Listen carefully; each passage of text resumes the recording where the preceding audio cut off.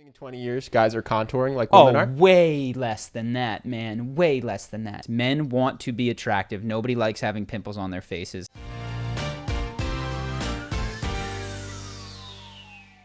Mic's on? What up, dude? Yo, bro, how you living? I'm good. You're just running us through how much you think we suck relative to our other podcast No. peers. I was commenting on, yes. I said Logan Paul had an excellent podcast this week where he spoke to his editor who edited the Suicide Forest thing. If you haven't watched it, you can go do it. But he tells a bit of the story around what happened to him because he edited the Suicide Forest. And as everyone knows, Logan became public enemy #1. Yeah. But his crew stuck with him.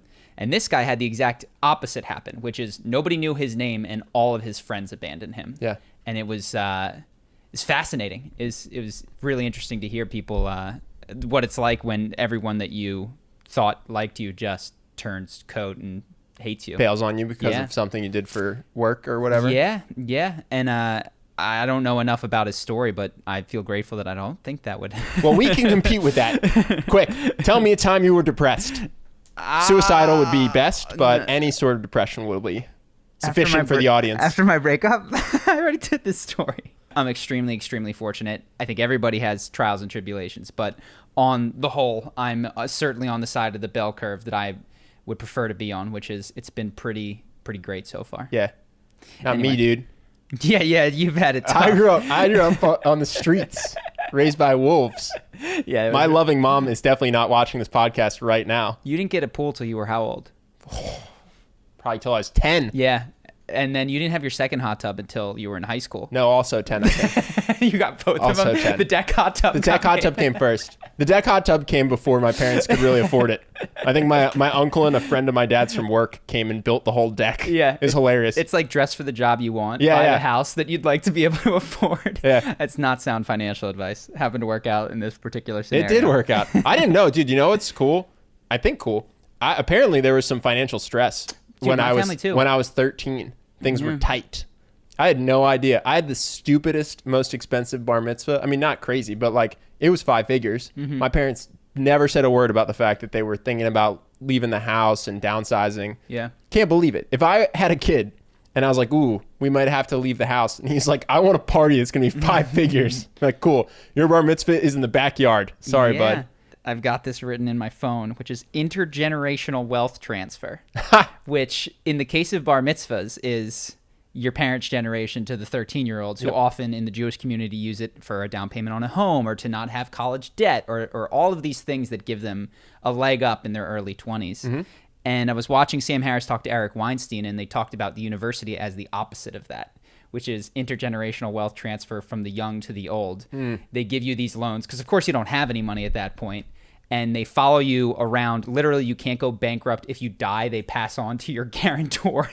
They're the most stringent loans that have ever existed in modern American society. Yeah, it's insane. And it's effectively Eric Weinstein, who was an academic. He's like, oh yeah, this is just the old people taking money from the younger generation. And I was like, wow, what an interesting way to to consider the university system. Yeah, well, it also the thing I thought was most interesting. Student debt guarantees you become part of the machine. Mm-hmm. Because if you didn't have student debt, you could become an artist, you could become an entrepreneur.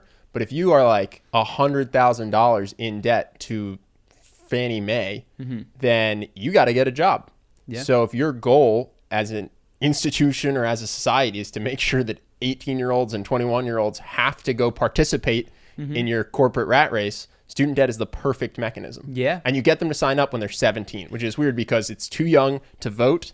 It's too young to drink, but it's not too young to sign up for $100,000 of debt. Yeah, the biggest financial decision I've made in my life to this day, I made when I was 17. I'm 32 now. Yeah. It's been 15 years. I haven't come close. And arguably grad school, but still was a little bit less money net than undergrad. No, and people, this is something you've taught me actually. People get so upset at these things sometimes because they go, how could this happen? It's wrong. It shouldn't be occurring.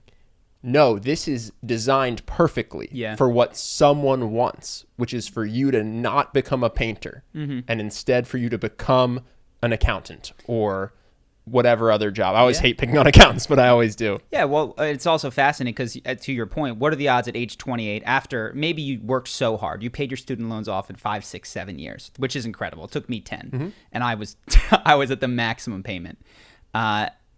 you're not going to stop being an accountant at age 28. You're in that too deep. system. Now you got the golden handcuffs. Yeah, but when you were 20 and anything was possible and you could have joined the Peace Corps and or you this didn't or that. have kids, you didn't have a spouse. Exactly. By the time you pay off the debt, you're hitting that point where now you have a family. Yeah. So now there's another reason for you to stay in the rat race and focus on wealth creation. Yeah. It's sad. I know that I'm going to steal Justin's thunder, but I saw one of the articles that he had was on makeup for men. Oh, I liked this one. We're going to jump right into this. Sorry, I thought it was great, Justin. A fantastic job. I think that's so fascinating. It just makes me think of all of the mechanisms that are in place to make you a consumer. Yeah. And new needs will be invented. I take that back. A new need hasn't been invented. Men have always wanted to be attractive. New mechanisms by which to get there will just be added and stacked onto these desires. Yeah, new reasons for you to need a job. Yes. New reasons for you to need to consume and therefore to need someone to pay you. Yes. And therefore to need to do something you're not necessarily excited to do. And so there's this video and it's these two guys. One of them sounds like a New York dude. He's strong. He's perfect. He doesn't understand any of this. Oh, this is nice. He's putting on his makeup. Did you watch the one with the tattoos? No, I didn't. Please pull this up for Charlie, and please show this in the corner while we talk about it. But pull it up right now for Charlie to watch this. Can I squeeze around it, or Justin? Can you lean back, or I look at this, and we'll play this while it's happening. This guy is completely tattooed, like hands to neck. He's jacked. He's walking around. At one point, he gets a beer. They're trying so hard. They're trying. This is the most. This is makeup that they're selling. Dude, he puts on a skull ring. Cool. Dude, they're trying so hard to make you think that it's okay to wear this product. Isn't this hilarious? This is the most caricatured. Like, this is what they think that men think is masculine, which I think is hilarious. Well, this is so. Last Psychiatrist talks about how we've mentioned this. Advertisements are a window into how society sees you. That's what I'm saying. This company's not run by that guy. Yeah. This company thinks that what you need as the average male in order to buy makeup is to see a dude with neck tattoos doing it, because you go, oh, well, if he'll do it, then it's okay for me to do it. I think it's hilarious. What a caricature. I'd love to know who they're targeting with that ad, because every ad has a target, right? Regular people, I think. I don't think they're targeting people with tattoos. You're targeting men of a certain age with certain, like, all of these things, and I would love to know who that is for. It's also called war paint, which I thought was hilarious. Yeah. And so it's makeup essentially for men. It's makeup for men. It's called war paint, which is great. Also, like, no knock, I have a tattoo, but there's no way that guy could serve in the armed forces with that many tattoos. So it's called war paint. The actor is clearly not a military person. It's definitely not targeting. It's trying to make you think that it's super hyper manly to wear makeup. Yeah. And it's trying so hard. I love it. Well, yeah, all of these things, and this is my trouble where we talk, all the things that are available to you, a feeling of masculinity, a feeling of connection, a feeling of even of superiority and winning, that are available to you in many ways for free or for extremely low cost, are repackaged and sold in productized form.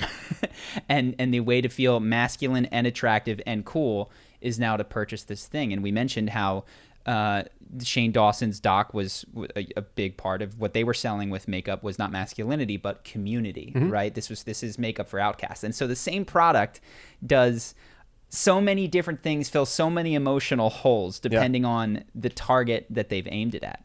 Is this a good time to thank our sponsor, Shane Dawson, and his makeup line? What's it called? I don't know. It's not really a sponsor. That's a joke. No shade. No shade. Just recognizing that that's how it works, and it's. I also thought it was hilarious because the article, obviously, to some extent, these journalists just need something to write about, right? Of course. So the article's talking about how it's so, like, these days, guys are buying cover-up for their blemishes. I was 15, 17 years ago, and I was using Neutrogena skin-colored stuff to cover my acne. This also isn't a new, like, war paint is a new thing, but I don't think it's a new thing for men to wear something that's skin-colored when they have acne. But the article was saying that this is a new trend, which is, like, hilarious. I think what they're trying to do is make it not shameful. Because back in the day, and I know what you're talking about, I would not have put on makeup and I had acne. But what I could concealably do was put on Clearasil, which was skin-colored. And that was not makeup. That was salicylic acid, which was to fight your, you know what I mean? But it was skin-colored. but it could be skin-colored. Yeah. And you were allowed to take certain steps, but you could not cross the threshold into having worn makeup because that would then become a problem. And I think they're trying to... Do you think it'll get big? Yes. You think so? For the exact reason that we just described, man. There's this desire in men to not have to wear their pimples on their face, of course. And there were workarounds for this, but there was this cultural impediment, which... So you think in 20 years, guys are contouring like women are? Way less than that, man. Way less than that. Interesting. Yeah. And I don't know that I don't know how much contouring, but I mean, you see it, yes. Men want to be attractive. Nobody likes having pimples on their faces. I think it's going to go faster. Well, there's two things. So there's blemish covering, which I agree everyone will do if they're not doing already. Then there is makeup, which I'll put in a different category, which would be contouring, which would be looking almost completely different with your makeup on versus with your makeup off. Mm-hmm. You think that will happen? That men will be going in that direction? Yeah. Interesting. Yeah. I think, I mean, not that it was men do it on Halloween. They do it on special occasions. They do it if they're emo. They do it like it's been fringe. It's not antithetical to masculinity, and it's worked in certain circles. There's a consumerist push behind it. And if they can get a few big people to do it, it can become as popular as the bowl cut was when we were little. You know, it doesn't need to be inherently cool to work. It just needs an influencer and a budget. Fascinating. And, yeah. So I think for sure that this will be a big thing. But yeah, it's just add it to the list of things that you need to do to feel good in the morning, which is one of the things that I've always appreciated most about being a guy. At least when I was growing up, is that the list of things that were expected of me in order to be clean, presentable, were so much shorter than my sister, for instance. Yeah. I just had to brush my teeth. I didn't really even have to do my hair. Put on a shirt, go outside. I was set to go. And the women that I've dated, or even growing up with my sister, it was so much more. Well, you phrased that so interestingly, because there is a sense of if makeup becomes ubiquitous, where every guy feels like they have to put on makeup to leave the house, it is, in a sense, something you have to do before you allow yourself to feel good, or at least to feel at peace. Yeah. To feel not... It's like another anxiety being created. Yes. And then you are that anxiety is only alleviated when you put the makeup on. Mm-hmm. Yeah, and this is very similar. We talked about the Careza stuff last week, which is the dopamine diet that I've been working on, also orgasm abstaining. But the big argument in the book, as I've gotten deeper into it, is that most of the actions that we take are not in pursuit. Well, in one way, they're in pursuit of a greater thrill, but most of the times they're in pursuit of anxiety relief. And if you were to talk about putting on makeup and you ask women, what is the experience of putting on makeup for the average woman? She'd say, I just don't feel like I can't go out without this. Mm-hmm. Not that this is a joyous experience for me, but I'll feel really bad if I don't. And if you analyze your own decisions that one makes in a day, so many of them are anxiety relieving and so few are joy generating. It's this is what this book talks about, and it gets worse because the addictive cycle is when you relieve one anxiety, you're tricked into believing, oh wow, that was so good. What you don't realize is that you've started to build a pattern whereby you need to continuously relieve that anxiety. Yeah. You know what I always find interesting is when people say something fashion related or looks related is for them. Yeah. I always find it so interesting. Oh, I don't do my makeup for other people. I do my makeup for me. Oh, This haircut, this isn't for other people. This is for me. It doesn't seem like it, because it seems like when people are at home and they know they're going to be at home and they're watching Netflix, they put on sweatpants and they put their hair up in a bun or whatever it is. I just always think that's so funny. It's people do these things, I think, largely for other people, but then feel the need to deny it. There's almost this weird shame that they feel around saying, yeah, of course I do this makeup for other people, or I do it so that I can feel good around other people. Yeah. That's kind of what they're trying to say. But if you went to a log cabin alone for a month, by day 4, you'd stop doing makeup. Yeah.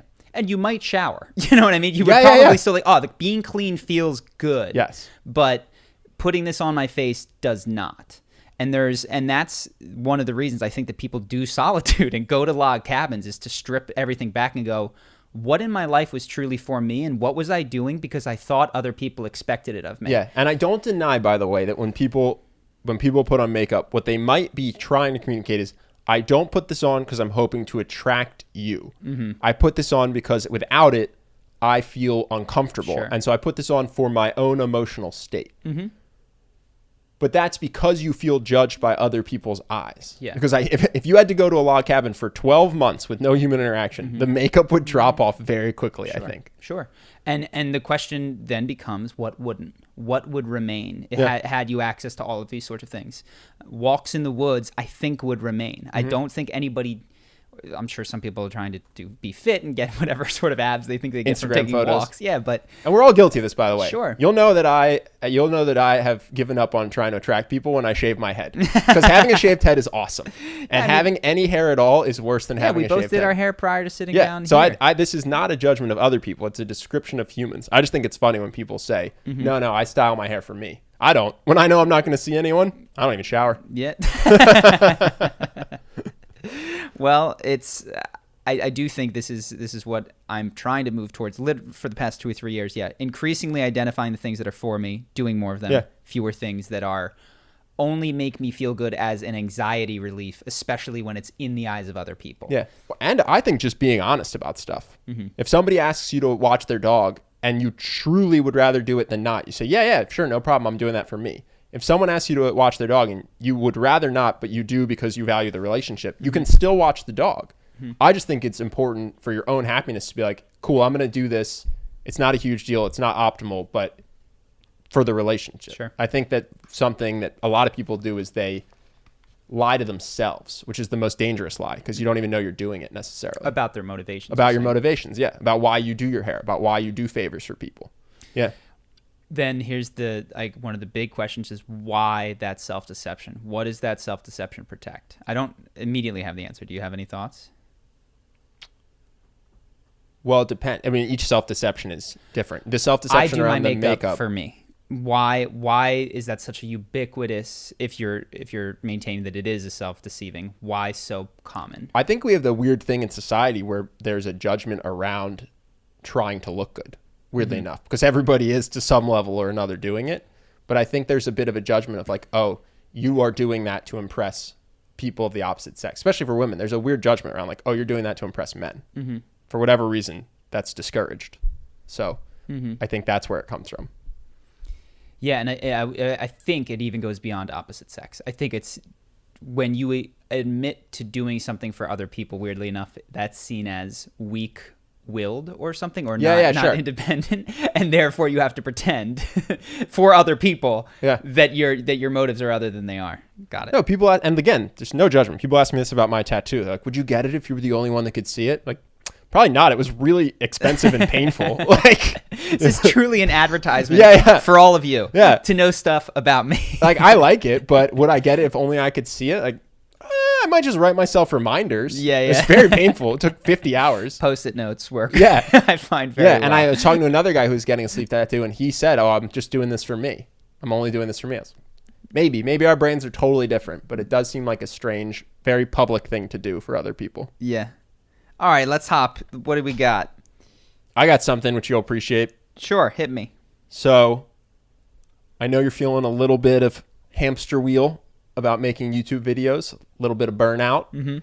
And I don't think that's unique to you. Of course not, no. I was watching PewDiePie, and he is taking a break from videos because he's burned out from it, which I think is fascinating because you and I always highlight him as the guy who does what he thinks is fun and puts it on camera, right? He does meme reviews, he plays video games, but even he is starting to burn out. I was like, man, why is that? Is it the production schedule? Is it the fact that other people are going to watch it? Why does that create fatigue? And then I was watching Phil DeFranco to try to prep for this podcast and figure out what was going on in the world that was interesting. And he is a news channel, and he thinks that his service to the world is that he does independent news, which is a hole in the market. It's a 20-minute video. In the first 7 minutes, he talks about Star Wars drama.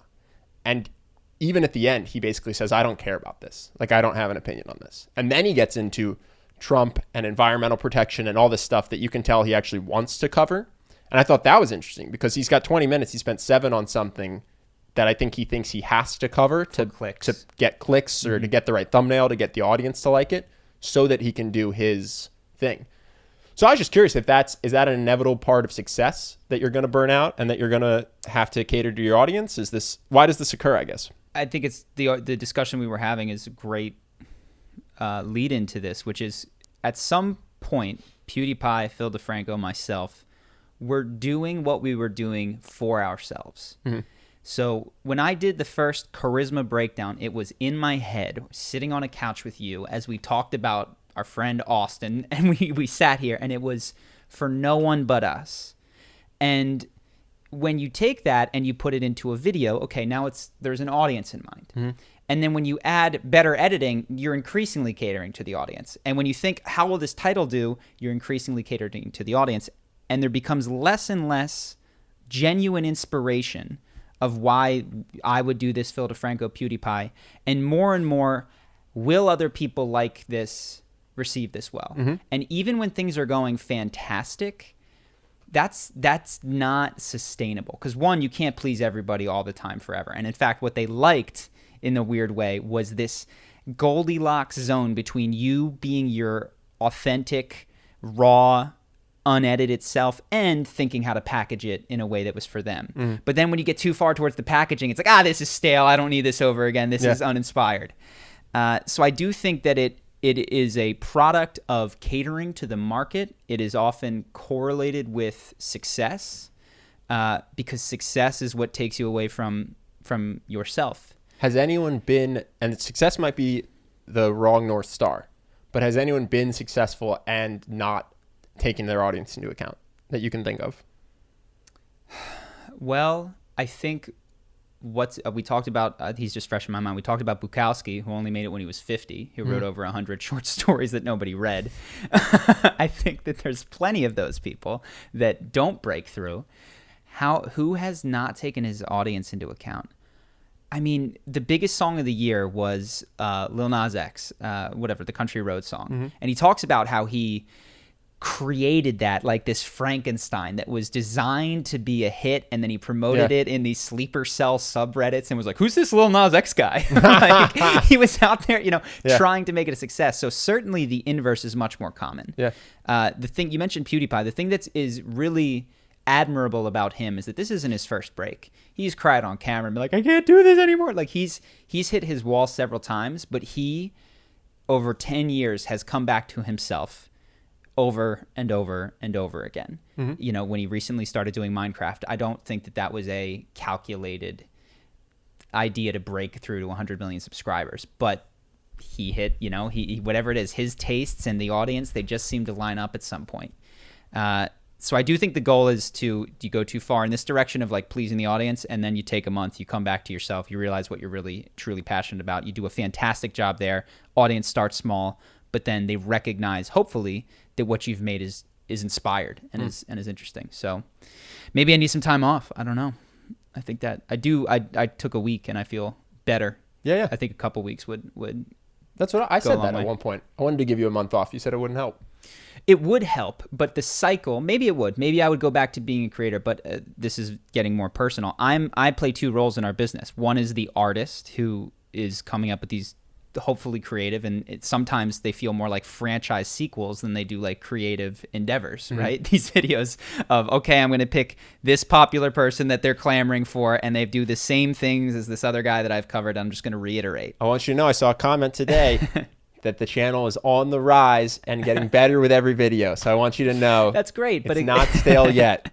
It's not stale yet. I agree. There's elements of staleness and not. But so that's the one role that I play. But we're a small company, so I'm also expected to play this business leader role, and I don't know how to do both of those at the same time. Quite frankly, they really do pull me in different directions. This book that I'm reading, I just started it, Loon Shots, talks about keeping your soldiers and your scientists and artists separate. Yeah. Because in an organization, what you have are these, they talk about the military. They have these scientists that are interested in magnets, and they just want to like play with magnets and do incredible things. And nuclear fission is fascinating to them. And at the beginning of fission, soldiers are like, this is stupid. This isn't going to do anything.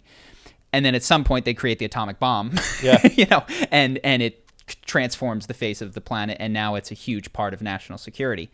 But for a large period of time, they have to be able to talk, but they have to be apart.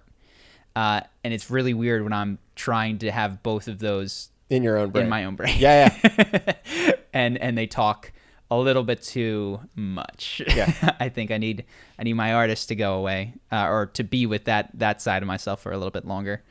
in the near future. Yeah. But, Well, that's it. I just saw both. I was watching those guys to try to come up with stuff to talk about for today. Yeah. And it was just funny because they're the only two people I watched, and they both were having similar issues. Phil DeFranco's not taking time off, but you could just tell his content is informed by things other than what he wants to talk about. And then PewDiePie's just said he's out for the beginning of the year. He said so. 2020, yeah. He said, I'm giving you guys a heads up now. I don't want it to be a surprise. Don't Taking expect some time any off. January videos. Good for him, man. He's got guts. He just put out the last video today was a book review of Aristotle, of the Nicomachean Ethics, and he's like, I love old philosophers. But of course, what he did is the title of the video, take a guess.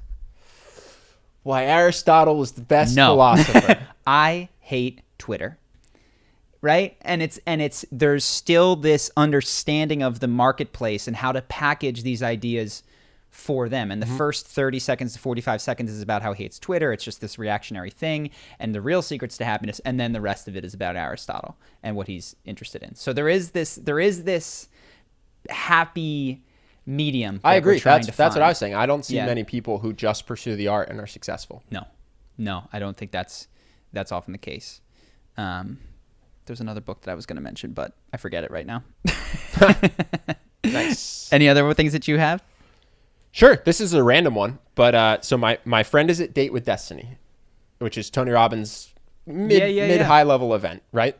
I think it's $5,000 to go to. It's a week. He said the first day was an 18-hour day, so it's intense. You pay a lot of money. You fly to go to it, and it's very time intensive. He's coming out of it and he's saying, dude, it was life-changing, life-changing. And I just had flashbacks to myself coming out of Landmark Forum being like, it was life-changing, and you coming out of things. And I noticed that in general, we all have these moments of motivation or inspiration, right? Where you see something in the mirror and you go, that's it.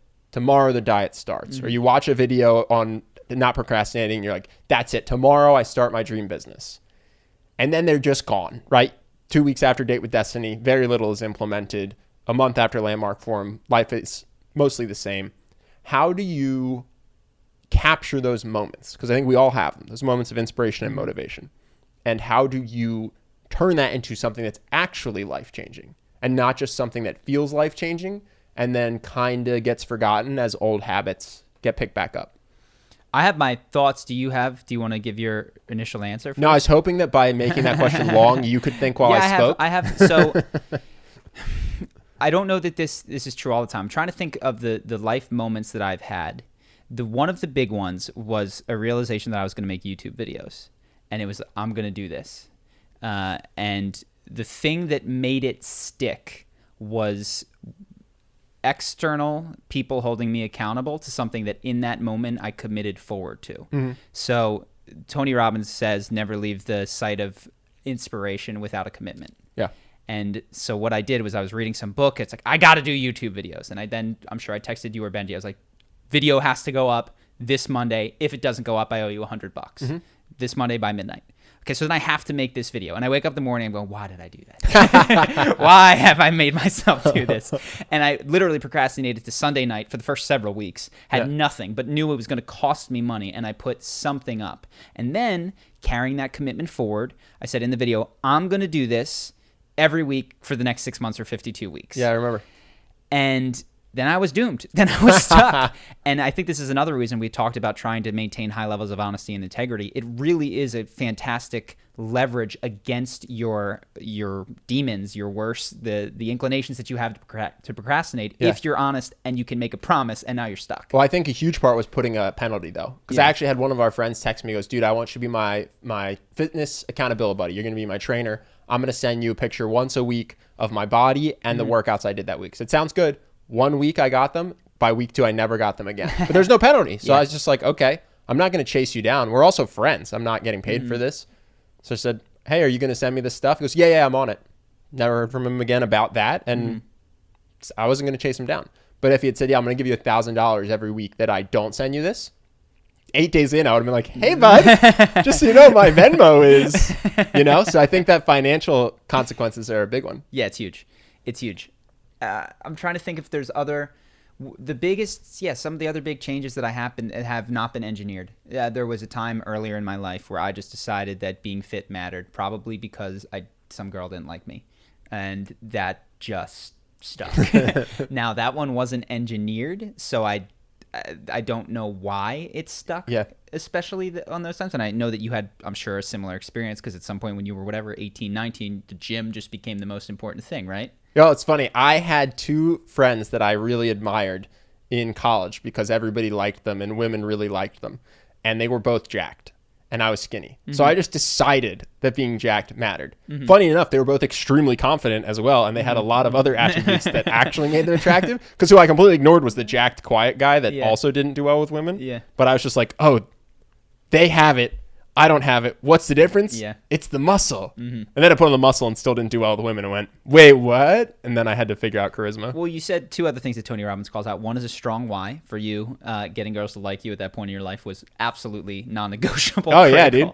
And two, seeing it done, having surrounded yourself with people that were living embodiments of where you could get to. That's the other thing. I think some people go to these events and they're surrounded by, this guy started his business and Tony's on stage and he's got $500 million. And all of this is so possible. And then they go back to their small town and they look around and their aunts, uncles, brothers, sisters, nobody's broken out of it. And it seems then impossible. Well, this is a similar thing. It's also external.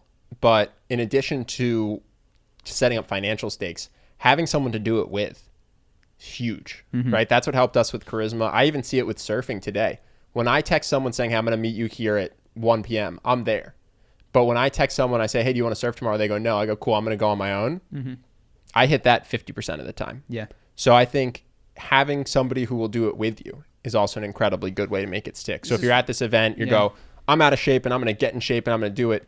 And you can text someone for that financial penalty, or you can text someone and say like, hey, let's go to the gym at 3 p.m. tomorrow. Yeah. And then that's going to make you much more hesitant to bail on it. Versus if I just tell myself, tomorrow I'm going to get up at 8 a.m. and I'm going to go straight to surfing. And it's a Saturday and I want to sleep in.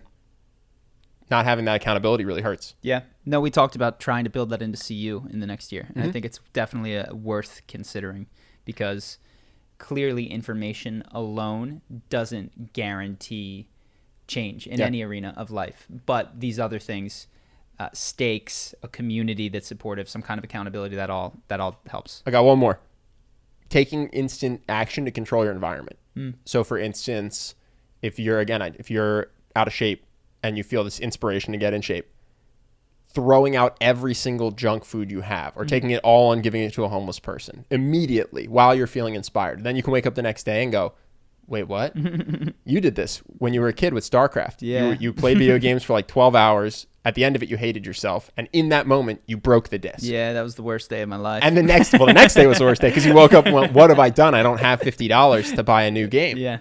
So I think you can control, if you can make environmental changes while inspired, that will help you a lot. It's why these events are so tough because you're not at home. You can't make the environmental change necessary at that point. But here's one that's complete F transition, but I love it. No one, I was reading these 100 things of the decade, movies, TV shows, etc. I read probably 3 or 4 of them because I want to do a charisma video, and I was looking, what were the big charisma moments within these movies and TV shows? There was not one Avengers movie in a top 100. I saw one of them that had Black Panther in there, but Endgame didn't sniff it. It's the biggest movie ever. And all of these critics just left it out of their top 100. And I get it, I suppose, because it doesn't, the type of person who's going to be a critic is just, I suppose, not the type of person that's going to get this. But that's my number one of the decade of my life. Avengers Endgame literally brought me to tears when they all came together and fought. Iron Man, spoiler alert, if you watch this video in the future, is absolutely going to be the number one most charismatic person of the decade for me. Yeah. Just interesting. The culture writers and taste makers are so different from their audience. Well, this reminds me, it's a bit of a tangent, but this makes me want to reiterate to caution people who think they're superior to what's popular. It's okay to have your own tastes, but I've seen people who diminish and talk down upon things that are popular, right? And what Trump won because everyone's an idiot. People who like Avengers are stupid. Anything it is. That music's popular because it's bad. There's something to it if it's the best-selling movie of the century, right? I'm not saying it has to be your number one movie of all time, but if you're making 100 movie lists of the movies of the past decade, the one that is the most popular movie ever should probably be on it. And similarly, if you are a Democrat, you can't understand how Trump won, I would urge you to put aside the fact that your answer is that everyone's stupid and go, what would the answer be if it weren't that everyone was stupid? Does that make sense? Totally. Because I see this a lot. It's Martin Scorsese criticizing the Avengers, people criticizing the president, whatever it is, people saying Logan Paul. Oh, I can't believe that Logan Paul is the fastest growing YouTube channel ever back a year or two ago. His whole audience must be morons. And he's a moron. Yeah. And everyone's a moron. It's like, Logan Paul's not a moron. He's a self-made multimillionaire. What would the answer be if he weren't a moron? Maybe it's that he's a brilliant business person. Whatever it is. It's a tangent, but I see it a lot. And I think the person thinking that thought would improve their own life, actually. Their life would be better, selfishly. If instead of thinking everyone was dumb if they disagreed with you or had a different opinion, they spent the time to go, what would the alternative solution be besides me thinking that everyone who disagrees with me is an idiot? Yeah. I've learned some of the most interesting things that I've learned about human psychology with that mindset by coming to Donald Trump, Justin Bieber, Logan Paul, these popular things that I was not a fan of. Yeah, correct me if I'm wrong, but you didn't watch PewDiePie much before you did our first breakdown of him. You didn't like Logan Paul before doing his breakdown. You weren't a Trump supporter. You just did the breakdown because he was popular. And you learn a lot more from that than when you do a breakdown of someone who's already in your belief system, in your echo chamber. It doesn't mean that you need to, that doesn't mean that necessarily I'm Justin Bieber's diehard or Logan Paul's diehard or Donald Trump's diehard fan. It just means that I've understood something much more interesting about the way that humans interact. Yeah. If you go, I don't understand how this happened, and then you learn how it happened, you learn something for yourself about human psychology and the populace beyond just going, everyone is stupid, in which case you learn nothing and you feel good on your high horse, but you're not actually improving at all. You do nothing to be able to be like those people or prevent those people, whatever your cause is, you know? This was my one ketamine takeaway, actually, that I wrote down, was everyone has something to teach you. And we're going very concrete here. In the case of the experience on ketamine, it was much more metaphysical. Like my MacGruber, my dog, is the perfect MacGruber. Even when he's a pain in the butt, he's the perfect version of him. And it was a sense of not arguing with reality, of going, the way things are is the best teacher. And assume that not that you're imagining of how this ought to be, that my dog ought not to bark, is in fact a better version, and this is somehow a faulty version of the ideal that exists in my head. But no, this is the perfect version, and this has so much to teach me because I have a faulty version of what my dog ought to be somewhere in my head. Doesn't mean that he then can't change, but if I come to him trying to learn about why he barks, what triggers him, then I am so much better equipped to affect change. Exactly. That's what I was just going to say. If you think your dog barks because it's a bad dog, you can't fix your dog. You just yell at it and hate it and resent it. But if you think, oh, my dog's barking, what if it weren't because it's dumb? What if it weren't because it's bad? Maybe it's because of these other things. And then you can, weirdly enough, you can make change, the change you want to see. Maybe he's the perfect, most brilliant dog who is doing exactly what he should be doing, giving all the inputs right now. And then you go, the inputs. Exactly. And so it was more metaphysical than that. It was like, everything is perfect, how it can be. But it has a very concrete takeaway, which is if you still desire to shift things towards the ideal that exists in your head, even after recognizing, hey, everything is perfect as it is, you're better equipped to do so. Sure. No, if you want to be president and your answer is that everybody who voted for the person that's not you is an idiot, you will never be president because there are no lessons learned. So it's funny enough, selfishly, people should just assume there's more going on. That's what that Endgame thing reminds me of. These critics, they can't create the best-selling movie if they're going to keep ignoring the best-selling movie.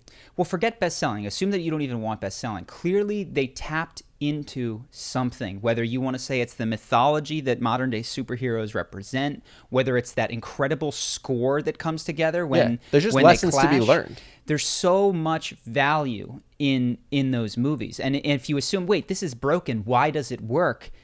You'll often find the piece that is broken wasn't broken at all. This is what I encountered when I started looking into Donald Trump. I was like, he's broken. He said winning 13 times in 30 seconds. That's a poor speaker. Because good speakers are eloquent. They don't repeat words. There's a better economy of words going on when they speak. And then I said, okay, what if this wasn't broken? What if 13 was the exact number of times you want to say winning in 30 seconds. Yeah. And lo and behold, that's part of Donald Trump's greatest strength, is that he boils things down into memeable, spreadable ideas and then repeats the ever-living crap out of them. Make America great again. We're going to be winning. So much winning, you're going to be sick of winning. Did I say winning? We're going to be winning. Yeah. Because when we're winning, you're winning, and I'm winning. Yeah. It's just like... No, and if you're in the audience, you're like, cool. I want to make America great again and win. Yeah. And I stopped assuming that humans, including myself, were these cerebral... what is it called? Primate brain driven rational creatures, and started really understanding the degree to which simplistic emotions and base, you could call them fears and desires, drive behaviors, and then of course are rationalized by this top brain that has a bunch of fancy words to put on top of everything, which is backed up in a lot of the science that you'll read today. But Trump is an excellent example of what that might look like in a persuasive context. So if we do, some of the charismatic people, two people that I know would definitely make it are Barack Obama and Donald Trump. And they're sort of opposite orators. They're in many ways very different, but change. Yeah, they're similar in some ways too. Yes, I know. Yes. So that could be, we might do the top 10 characters, might do the top 10 most charismatic moments by people. We'll see. If you guys have an opinion, let me know in the comments, because I'm still testing these ideas out. Anything else that you want to say? No, let's hop into the other stuff. Let me see if I have one more. I just deleted like 9 things I decided aren't worth it. Great.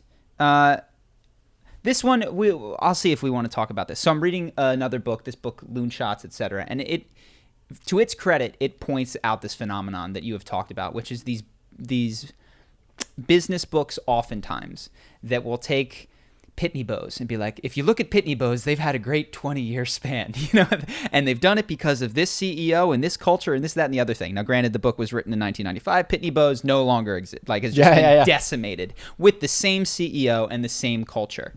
And so these business books date themselves so quickly. And the guy tells a story of one company that was often featured in these business books as this great success. And he's like, I worked there. Let me tell you what happened.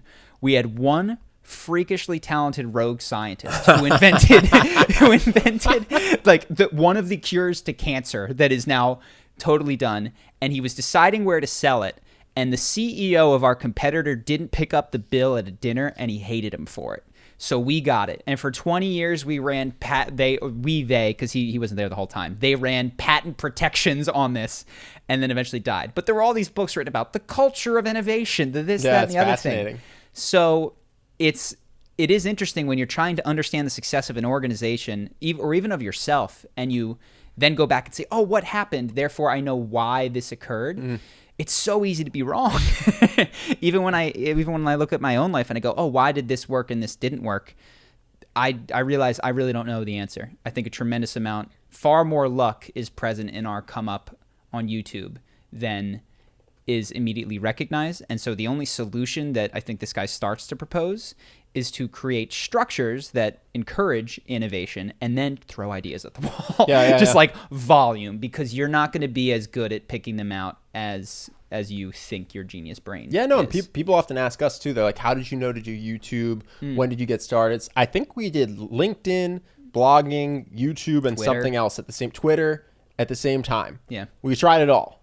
And then once something started to work, then we stopped doing everything else and just tripled down on what was working. But it's not like we sat in a room and went, we're going to be YouTubers. We're like, all right, try everything.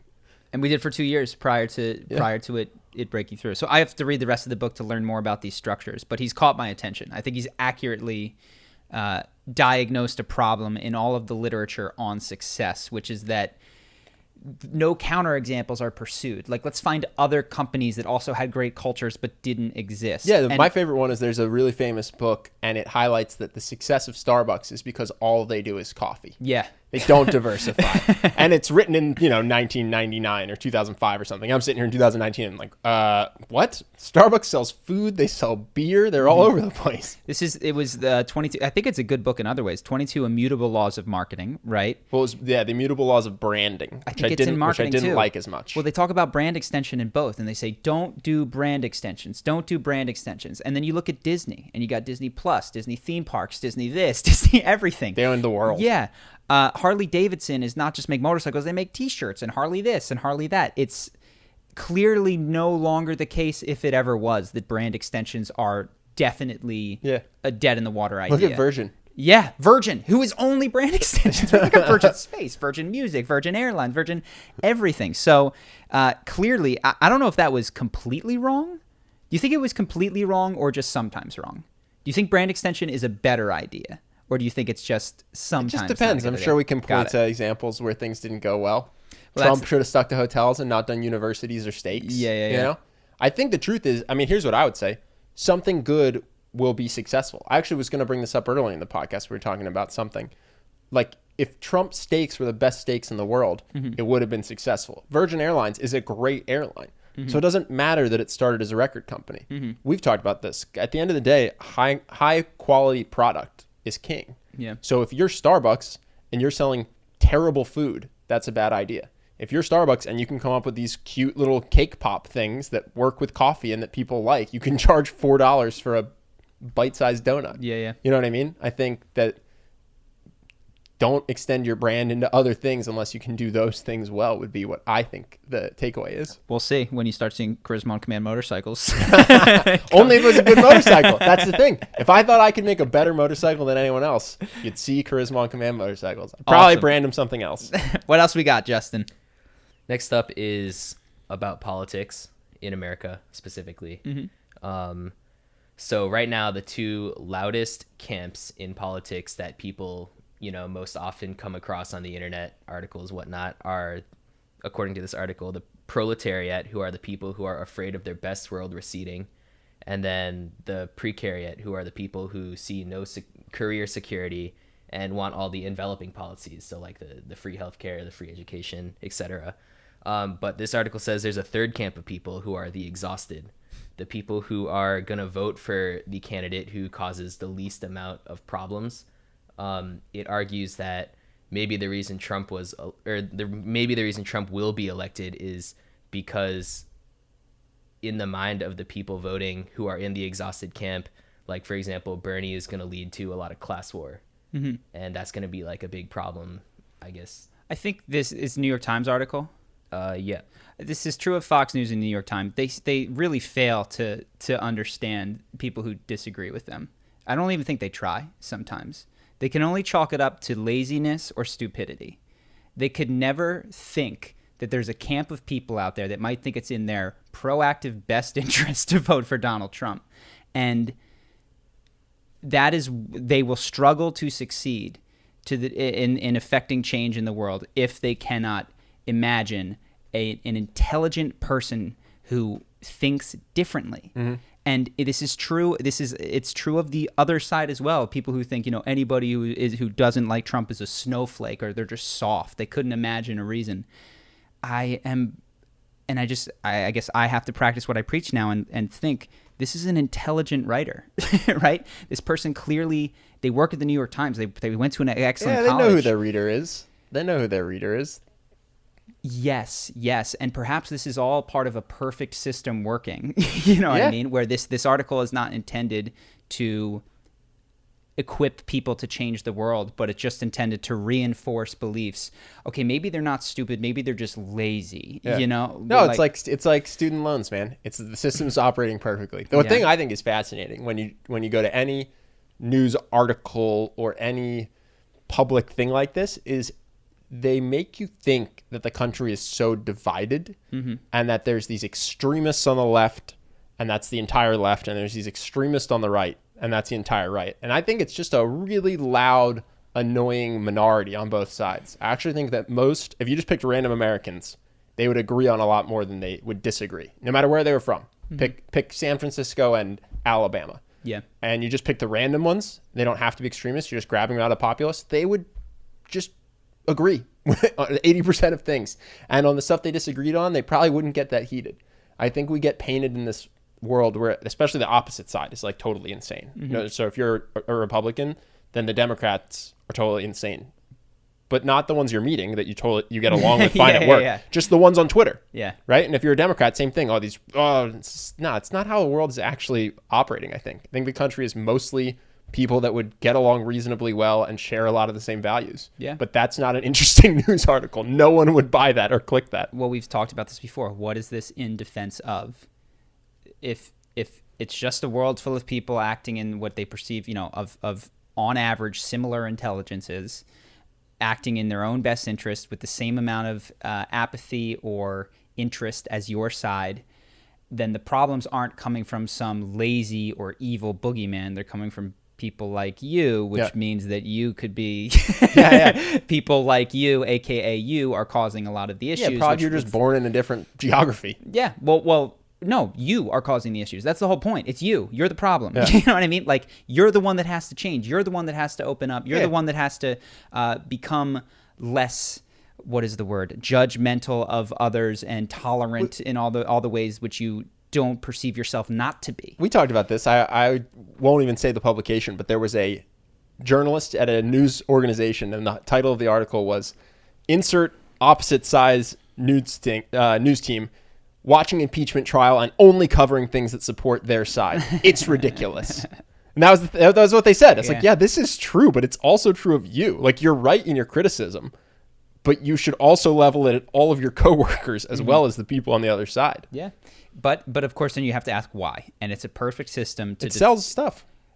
Well, why does it sell? Why is that the message that people want? And I believe the answer is because what we want is a defense against the onus of personal change. Yeah, we're also wired for in-group, out-group. Mm-hmm.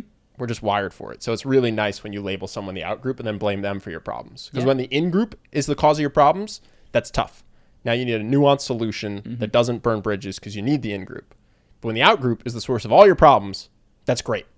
Because the in-group's great, and screw those guys. And that's kind of the easiest way for the human psyche to exist. Yeah. I was reading a blog post from the last psychiatrist. I've mentioned him a couple times. I would love to get him on the... Has he come public with his identity? Never. Yeah. Now, I happen to think I know it, but if we got him, that would be sick. So he's a very intriguing, provocative writer who stopped probably 5-6 years ago, but I still go back to because he has one of the freshest takes, even on stuff that's happening today. He's just got a different view than everyone else. And one of the things he mentions that sort of made me think of this was, if you're under the age of 40 or so and you say things like, or I guess 50 is now the word, 50 is the age. You say things like, wow, Mad Men is so much more authentic than the movie JFK, for instance, then you're in the Matrix. Because what they've effectively convinced you is that you do not need to experience reality in order to have an opinion of it. And the reason that it reminded me of is because people talk about Trump voters or Bernie supporters with very limited experience of them, believing that if they only tune into the news, that is somehow a surrogate for having actually experienced a Trump supporter or a Bernie supporter.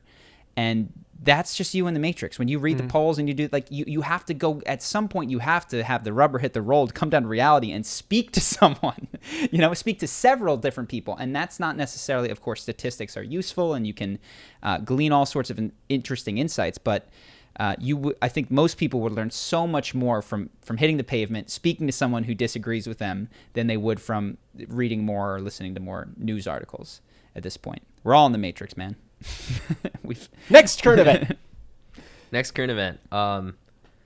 So I wrote down that people will pay $1 million to be part of a clinical trial on an anti-aging process. And this is shocking considering that most clinical trials either pay the participants or, there's some kind of benefit. Yeah. What is the trial that people are paying $1 million to participate in? So, okay. Telomeres, right? Yeah. So I Cliff's noted it. So telomeres are part of chromosomes and they shorten every time a cell divides. So the idea is that you inject people with a large amount, that's quote from like the organization, a large amount of viruses which are going to alter the DNA and hopefully repair the telomeres. So this is a vast oversimplification, but my understanding prior to reading this is that telomeres are why we age, that they're this long to start and every time a cell divides, it gets shorter and shorter and shorter. Up till now, irreversibly shortened. It's just what happened. Yeah. There were just every now and then there was an error made and it was gone shorter. So the solution is they're going to just inject you with a ton of viruses and hope that Is it a specific virus they've pinpointed? It's or? a virus that's supposedly going to change the RNA in your body, which is then gonna, it plays a part in like DNA duplication. So I'm it's sure gonna the change science is DNA. far beyond us. Listen, I saw I Am Legend, and this sounds a lot like that. Okay, we have a virus. It's totally going to be great, guys. It's not going to make you zombies. You'll live forever. You'll This live is the forever. good news. Yeah. You won't even need to eat anything other than the flesh of your neighbor. Yeah, I love anti-aging stuff. I Yeah. would never. I got a low risk tolerance for this. I would never sign up for an experimental medical thing unless I was dying and it's an experimental cancer treatment. Then it'd be worth becoming a zombie. Yeah, pay $1 million. I'm a healthy 45-year-old. I'm gonna pay $1 million so you can just shoot me up with a virus. No, I'll wait till the FDA approves this. Yeah, you got time. That's just smart. That's just smart decision making. Who's signing up for this? That's what I want to know. Older people that don't want to get older. I think at some point when you're 80, you're 80, and you're just going, I'll give $1 million for maybe this. you're 50 and your back hurts and you're just this sucks. Like, No, that makes sense. I guess I didn't think it was going to be that quick. They're trying to make us like the jellyfish that ages and then reverse ages, basically. I have no idea. There's so many different ways in which they're approaching the problem of death. It's crazy. Have you seen that? What are they called when there's a big image on the internet? They take in information and they make it an image. Like a word cloud? No, an info something. Okay, so just describe it to me. Well, anyway, this thing, which I'll try to get you to put on screen, it had the 12 ways that humans are pursuing immortality. Infographic. Fascinating. Infographic. Yeah, Thank you. It's fascinating. It's become a cyborg, freeze yourself in cryotherapy, anti-aging. It's just all these different, and there truly are 12 ways that we are simultaneously pursuing immortality. It's fascinating. Yeah, AI. Right, upload your consciousness somewhere else. Yeah. We talked about having a different set of organs just on ice somewhere when your heart gives out. Just like, all right, replicating your organs. Pop that new guy in Stem there. cell. It's fascinating. We really are running at immortality from a bunch of angles. It was interesting because almost all of the philosophy over the last that's been recorded, right? So 2,500 or so years, takes death as the essential problem. Even recently, Albert Camus was the number one question is whether or not one should kill oneself. And it wasn't necessarily because of aging. It was because life is hard. But there's always been an understanding that at some point you will die. And does that give meaning to life? Does that take meaning from life? If you could take that variable out, all of philosophy, not all, so much of philosophy then kind of loses its footing. And all of the ways that we've understood to be a human begin to come undone. It's crazy. And then we really need to colonize Mars. Yeah. Unless we sterilize everyone that becomes immortal. And then, what is then you really have to ask, what's the point? Because there's we've gotten used to having a death at the end of things. And so the point is to, create something beautiful and enjoy the moment, etc. And it's like, oh no, that's not happening anymore. Yeah. And you're like, oh shit, now what? What's the point? Like, I'm going to live forever. I got used to this whole dying thing. So that would be crazy, man. That would be like when Nietzsche said, death of God. This is, I would argue, even bigger than that breakthrough. But anyway, I'm waxing by myself here. So what else? So now we have fan questions. Cool. The first one, this one's pretty long, but it's very personal to the commenter. So this one's from Starla Moore. She says, I lost contact with my dad for about 10 years, age 16 to 26, due to a woman he was dating who felt spiteful about my overall existence. It's had a lifelong impact on my emotions, trust, and ability to accept myself. At the same time, I'm also very grateful that I've needed to survive without the guidance of a father figure because I was able to build several amazing businesses by age 27 that otherwise may not have happened. Long story made very short, my dad and this woman broke up a year ago. I found this to be the perfect opportunity to reach out, and he has since tried very hard to show his remorse for his actions over the past 10 years. However, now that he's alone for the first time in his life, he constantly reaches out to me for financial support and often refers to me as his rich daughter. I've given him over $10K in the last year. I've hired him for small tasks in my business, and I've given him a car that I no longer drive. Through all this, there are still monthly emergencies where he contacts me to ask for money. I'm still stuck in a selfish place where for once my dad needs me, so I keep feeding into this toxic cycle. How would you cut the financial cord without severing the core relationship? Wow, that's so hard. That is heavy. So, I mean, the difficult thing that to summarize is that it sounds like you're dad has never, not never, most of the time has never played the role of a father, meaning that he didn't put his daughter prior to his own new relationship. And now he's not playing the role of provider or someone who supports you. And not that he needs to pay for you, or even takes care of himself. And you're in this weird role of like the expendable friend is almost what I imagine feels like. He dipped out for 10 years. Is that right? Yep. What do you think? I mean, so I'm in over my head. I'm not going to lie. Yeah, it's heavy. I mean, I will say I've seen from other people that unfortunately the money requests tend not to stop. Mm-hmm. So that's something I've seen. I won't say how, but that will happen forever unless you do something. It's very infrequent that somebody comes to you with 12 emergencies in 2019 and then stops. Gets it all together. Seriously, I mean, yeah, I've seen this happening for like a decade plus with certain people in my life. So I think you're thinking about it the right way in the sense that you either have to cut him off or be prepared for a lifetime of providing for him financially. So I think one of the things that we often do, a similar structure, is to assume that you cannot make anyone change. Mm-hmm. And then within that understanding that there might still be some leeway, write down what your ideal relationship would be and perhaps even what an acceptable relationship would be. But equally as important, what an unacceptable relationship is. And this is going to be different for everybody. Some people are going to go, if my dad is present, I don't care if he just uses me as a bank. $1,000 a month to have a dad. To talk to him, and even if it's even if I feel used, that's worth it to me. Some people are going to go, I'm unwilling to do that. Mm-hmm. I don't know where you fall, but I think getting clear at the line. So ideal is, he never asked for money again. We still love one another, connect as father and daughter, and that gets straightened out. Acceptable, this is what you have to decide, might be he never asked for money again because I cut him off, and we no longer have a relationship because he's not interested in a relationship with me if I'm not buying things for him. But what I would say is you got to, on your own, I think, based on what's important to you, figure out what those three camps look like. And the big one is, I think the biggest question is, are you willing to give any money? I think it's almost easier to cap it at zero or some. And then if the answer is no, I'm not, then you go back to the other things which we talked about, which is you have a conversation with them. We often talk about how to have difficult conversations. Break the pattern, right? If you always talk on the phone at the same time, find a different spot. Say, hey, Dad, can we take a walk? Open him up a little bit. Say, this is tough for me. Preamble. This is tough for me. I don't know how to say this. I really value our relationship, and this scares me. You can unemotionally share your emotions at this part. And then say, I feel... right? I feel, we often talk about this, that when you ask this, I feel this, and then I feel this.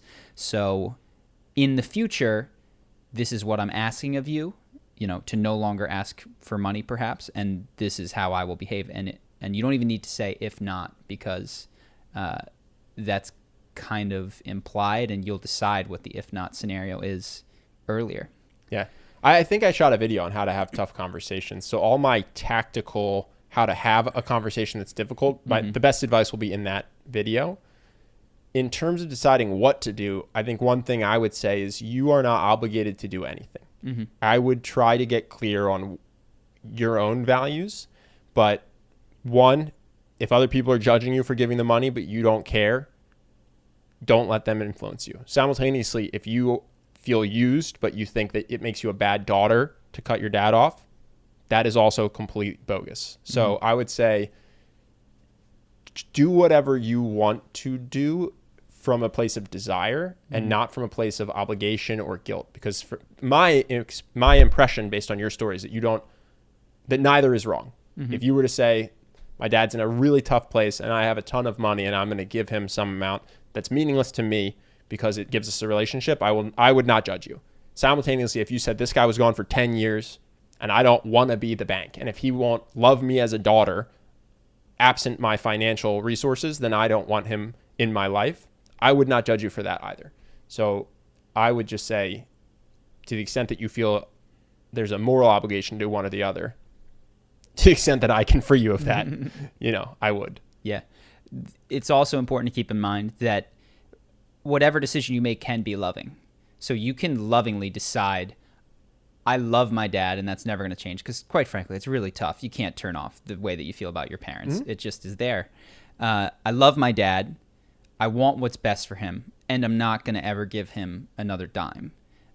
In hope partially that he changes, but also just because that's not good for me, because now I just resent him more. That can be a loving decision. I think sometimes we make the decision as if only one route were expressive of our loving someone, when there are occasions when the loving thing to do is to say, this can't be how we have a relationship. Yeah, both these decisions come from love. Sure. I love you, and because of that, I'm willing to support you financially. I love you, and because of that, I want to have a father-daughter relationship, and I'm unwilling to be a bank for you. They can both come from love. Yep. So hopefully that helps, and I think it's good that we don't tell you which one to do, because we don't know. This is just a way to think about the problem. No, I could see a world where I did either. It would depend entirely on how I felt about the person. Good luck. It's hard. What else we got? The next and last one is from another guy named Ben. Two Bens. What up, Ben? Good name. So funny, it's about his name. He says, what would you do if you felt that your name was not charismatic and you have always felt uncomfortable when introducing yourself because of that? For instance, it seems that women are more drawn towards a Ben than they are towards a Gunther or Mortimer. That's why Ben switched from That was Gunther. Just to clarify, that was not my experience for the first 22 years of my life. I didn't see a lot of women throwing themselves at Bens. I don't know any Gunthers or Mortimers. I guess Rick and Morty is the only one that I could Morty. conceive of. So I do think that there are names out there that are tougher than others. For instance, if everybody calls you Dick because your name is Richard, that is just harder. Sure. Like that. But Charlie's a pretty... Whatever. Yeah. It's just whatever. Doesn't scream sex appeal. Most names are whatever, yeah. I think. And then there are a handful that are Hunter. Liabilities. Jack. You love those ones. I do love those ones. I think there's some that are liabilities. So you have a couple of options. And I wouldn't deny that a name can be a liability. Poindexter. So you could go by initials, right? You could do the AJ thing, the whatever. You can go by your middle name. I think that's totally fine. And there's plenty of people that at first it's kind of a weird shift because all their friends are like, you're not this. But then you go to college and that is what you are. Or you go to a new workplace new and that job, is what you are. I knew a guy named Trey. I didn't know for 4 years that it wasn't his real name. He was just the third. Yeah. He just called himself Trey and introduced, hey, what's up? Oh, hey, I'm Trey. That was his name. Yeah.